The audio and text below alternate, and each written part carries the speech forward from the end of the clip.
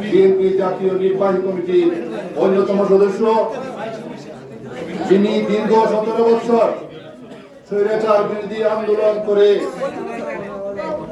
যুক্তরাজ্যের মতো দেশে অবস্থান করে হাজার হাজার মানুষ নিয়ে ফ্যাসিস্ট হাসিনা বিরোধী আন্দোলন করে বাংলাদেশের আন্দোলনকারীদেরকে উজ্জীবিত করেছেন।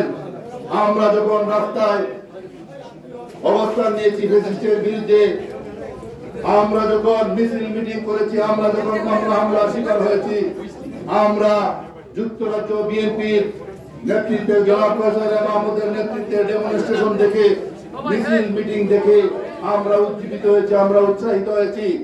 এই নেতা শুধু যুক্তরাজ্যেই আন্দোলন সংগ্রাম করেন নাই, আপনারা দেখেছেন উনি যুক্তরাজ্যে বসবাস করলেও বাংলাদেশে উনার আত্মীয় স্বজনকে শান্তিতে থাকতে দেয় নাই।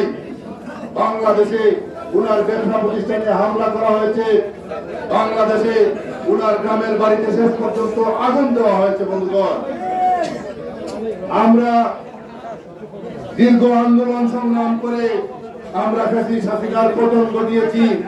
এখন আমাদের সামনে সুদিনের হাতছানি। আমরা মনে করি প্রফেসর মাহমুদের নেতৃত্বে আমরা দক্ষিণ সুনামগঞ্জ এবং জগন্নাথপুরের মানুষ আমরা নতুন স্বপ্ন দেখি। আমরা আগামী জাতীয় সংসদ নির্বাচনে আমরা দীর্ঘদিনের দাবি, আমাদের একজন দলের প্রার্থী হবে, দলের প্রার্থী দানের শীষ নিয়ে এখান থেকে নির্বাচন করবে।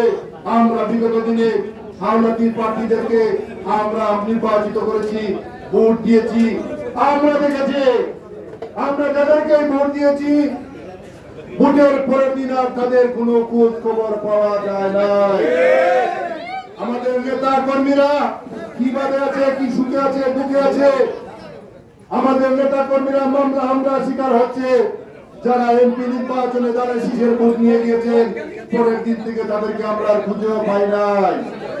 পক্ষান্তরে আমরা কি দেখেছি, আমরা দক্ষিণ সুনামগঞ্জের মানুষ এবং জগন্নাথপুরের যে সমস্ত নেতা কর্মীরা মামলা হামলার শিকার হয়েছে, যে সমস্ত নেতা কর্মীরা আমরা যারা জেলে ছিলাম, আমাদের কাছে জেলের মধ্যেও আমাদের খবর খোঁজ নিয়েছেন সেই নেতা প্রফেসর মাহমুদ।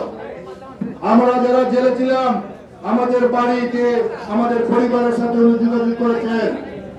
যারা মামলা হামলা শিকার হয়েছি, আইনজীবী ফোরামের মাধ্যমে তাদেরকে সহায়তা করেছেন।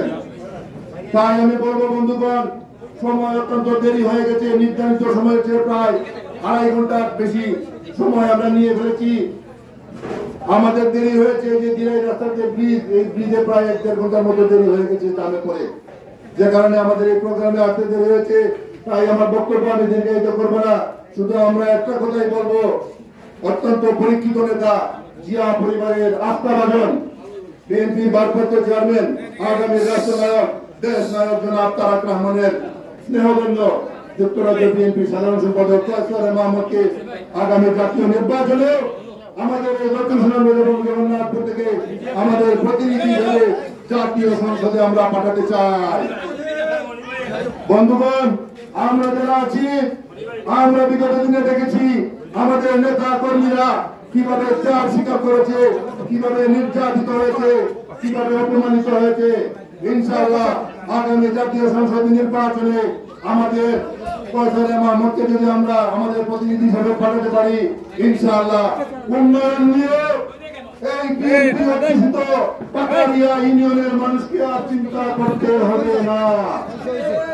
ইনশাআল্লাহ আগামীতে জাতীয় সংসদ নির্বাচনের মাধ্যমে বিএনপি ক্ষমতায় আসবে এবং আমাদের নেতা বিএনপির ভারপ্রাপ্ত চেয়ারম্যান দেশ নায়ক জনাব তারেক রহমান সরকারের নেতৃত্ব থাকবেন।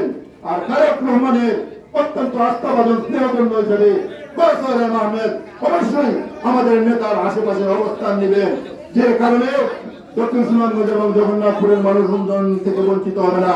সেই প্রত্যাশা ব্যক্ত করে আগামী জাতীয় নির্বাচনে যাতে আমরা আমাদের ভোট সফলভাবে দিতে পারি এবং ডিসেম্বরের মধ্যেই যাতে জাতীয় সংসদ নির্বাচন অনুষ্ঠিত হয়, সেই নির্বাচনে ব্যালটের মাধ্যমে রায় দিয়ে আমরা আমাদের সকল ষড়যন্ত্রের দাঁত ভাঙার জবাব দিয়ে কয়েছের মাহমুদকে খালেদা জিয়ার কাছে আমাদের উপহার হিসেবে প্রেরণ করবো।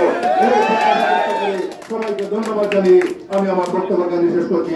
আল্লাহ হাফেজ। বাংলাদেশ জিন্দাবাদ। ধন্যবাদ।